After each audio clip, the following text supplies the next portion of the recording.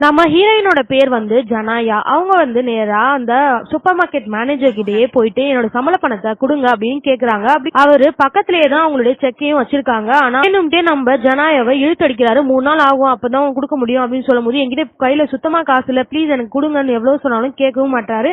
அந்த டைம் கரெக்டா ராபரி பண்ற 2 பேர் வந்து கண்ணை காட்டி இவர்கிட்ட காசு கேட்கவும் மேனேஜரும் பயத்துல எல்லா காசையும் எடுத்து போட்டுட்டு இருக்காங்க. சரி, இந்த காசுல எடுத்து போறதுக்காக பக்கத்துல அவங்க பேக் வச்சிருப்பாங்க இல்லையா ஜனாயா, அந்த பேக்ல வந்து எல்லாத்தையும் எடுத்து போடு அப்படின்னு சொல்லி கொள்ளக்காரன் ஒருத்தன் சொல்லவும் தர மாட்டேன்னு எவ்வளவு சொல்றாங்க. ஆனா அவங்க பொண்ணோட திங்ஸ் எல்லாம் அதுல இருக்கும்ல, மெடிசன்லாம், அதெல்லாம் தரமாட்டாங்க. அப்படி நடந்த சண்டையில கன் எடுத்து இவங்களே அந்த கொள்ளக்காரன்ல ஒருத்தன் ஷூட் பண்ணிடுவாங்க. இன்னொருத்த ஓடி போயிருவான். இது பார்த்த பேங்க் மேனேஜர் போலீஸ்க்கும் கால் பண்ணி இன்ஃபார்ம் பண்ணிடுறாங்க. சூப்பர் மார்க்கெட்ல ஒர்க் பண்ற ஒரு பொண்ணு வந்து இங்க வந்து ராபரி பண்ண வந்தவங்களை கொலை பண்ணிட்டா, இவளுக்கும் அவனுக்கும் சம்பந்தம் இருக்கும்னு நினைக்கிறேன் அப்படிலாம் சொல்லவும், இல்ல அவனுக்கு எனக்கு சம்பந்தம் இல்ல அப்படின்னு அவங்க சொல்றாங்க. ஆனாலும் இவங்க வந்து அதை கேட்கல, நீ ஒரு கொலைக்காரியா இருக்க அப்படிலாம் சொல்லி ஒரு மாதிரி ட்ரிகர் பண்ணி விடவும் நம்ம ஹீரோயின் வந்து நேரா அந்த மேனேஜரை ஷூட் பண்ணிடுறாங்க. அப்படி டேபிள் அவ்வளவு காசு இருக்கும், ஆனா அதெல்லாம் எடுக்காம அவங்களோட செக்கை மட்டும் எடுத்துட்டு நேரா பேங்க்குக்கு போறாங்க. பேங்க்ல போயிட்டு இவங்களுடைய செக்கை கொடுத்தா செக்ல வந்து ரத்த கரைப்பட்டிருக்குமா, அதனால அவங்க பெயிண்ட் நினைச்சுப்பாங்க. அந்த பேங்க் ஆபீஸ் எனக்கு ஒரு ஐடி ப்ரூஃப் கொடுங்க அப்படின்னு சொன்னா, இங்க தானே நான் எப்பவுமே வந்து காசு எடுத்துட்டு இருக்கேன், உங்களுக்கே தெரியும்ல அப்படின்னு சொன்னாலும் அவங்க கேட்கவே, எனக்கு ஐடி ப்ரூஃப் கண்டிப்பா வேணும் அப்படின்னு தான் அந்த பேங்க் ஆபீஸ் சொல்லவும் டக்குன்னு கன் எடுத்து அப்படி மேல வைக்கவும் எல்லாரும் பயந்து போயிடுறாங்க. பேங்க் மேனேஜரும் இதை பார்த்துட்டு டக்குன்னு போலீஸ்க்கு கால் பண்ணிட்டு இந்த மாதிரி ஒரு பொண்ணு வந்து கண்ணை காட்டி எங்களை மிரட்டிட்டு இருக்காங்க, ராபரி பண்ண வந்திருக்காங்கன்றதை இன்ஃபார்ம் பண்ணிடுறாங்க.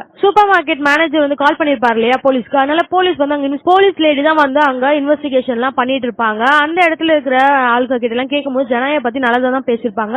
அவங்க வீட்டுக்கு வந்து பார்த்தா வீட்டுல எல்லா பொருளும் வெளியே வந்து மழையில் நனைஞ்சிட்டு இருக்கதையும் பார்ப்பாங்க. இவங்க ஏதோ சிச்சுவேஷனாலதான் இப்படி வந்து பண்ணிருக்காங்கன்றது அந்த போலீஸ் லேடிக்கு தெரிய வருது. பேங்க்ல அந்த கேஷியர் வந்து கண்ணை பார்த்ததும் இருக்கிற எல்லா காசையும் எடுத்து மேல வைக்கவும், இல்ல நான் எல்லா காசையும் நான் கேட்கல, என்னோட செக்குக்கான காசு மட்டும் கொடுங்கன்னா நம்ம ஹீரோயினும் வந்து கேக்குறாங்க. டக்குன்னு வந்து பேங்க் மேனேஜர் என்ன பண்றாங்க, இதை பக்குவமா தான் ஹேண்டில் பண்ணணும், ஏன்னா கன் வச்சிருக்காங்களா, அதனால உண்மையாவே இங்க பாருங்க உங்களுக்கு காசு மட்டும் கொடுங்கன்னு சொல்லிட்டு அந்த ஆபீசர் கிட்ட சொல்லிட்டு இருக்காங்க. உங்களோட பேக்ல வந்து அந்த பொண்ணோட ப்ராஜெக்ட் ஒன்று இருக்கும் இல்லையா, அதுல இருந்து லைட் எரியும், அதை பார்த்த பேங்க் மேனேஜர் வந்து அவங்க கையில பாம்பு இருக்குன்னு போலீஸ் கிட்ட சொல்லிடுவாங்க. அதனாலதான் அந்த பாம்பு நினைச்சனால பாம்பு இருக்குன்னு எல்லா போலீஸும் அந்த பேங்க்கு பின்னாடி கூடிருச்சு. காசை வாங்கிட்டு நம்ம ஹீரோயின் ஜனாயா வெளியே போலான்னு பார்த்தா டிவி நியூஸ்ல வந்து மார்னிங் காரை வந்து ஒரு போலீஸ்காரன் இடிச்சிருப்பான்ல, அவன் வந்து இருக்கவும் இவங்களுக்கு பயம் வந்து எப்படி அவன் வெளியே போன என்ன கொண்டவன் வேற மிரட்டினானே, கண்டிப்பா என்ன வந்து ஷூட் பண்ணிடுவான்னு சொல்லிட்டு இவங்க அங்க இருந்து போவாம அந்த இடத்துல இருந்துறாங்க. கண்ணை வச்சுட்டு வந்து எல்லாத்தையும் வந்து உட்காருங்க இங்க அப்படின்னு சொல்லிடுறாங்க. அப்போ வந்து போலீஸ் கிட்ட இருந்து பேங்க் மேனேஜர் கால் வரவும் ஜனாயிட்ட பேசணும்னு சொல்லவும் ஜனாய் என்ன சொல்றாங்க அப்படின்னா, அந்த போலீஸ் லேடி இருப்பாங்கல்ல, இன்வெஸ்டிகேஷன் பண்ணிருப்பாங்கல்ல, அவங்க தான் வந்து உங்களுக்கு கால் பண்றாங்க, உங்களோட சிச்சுவேஷன் புரியுது, நான் எல்லாத்தையும் பார்த்துட்டு தான் வரேன் அப்படின்னு சொல்லும் போது, ஆமா தெரியுதா என்னோட சிச்சுவேஷன் அப்படின்னு சொல்லிட்டு இன்னொருத்தன் ஒரு போலீஸ்காரன் ஒருத்தன் இருக்கான், அவன் கண்டிப்பா என்ன ஷூட் பண்ணிடுவான்,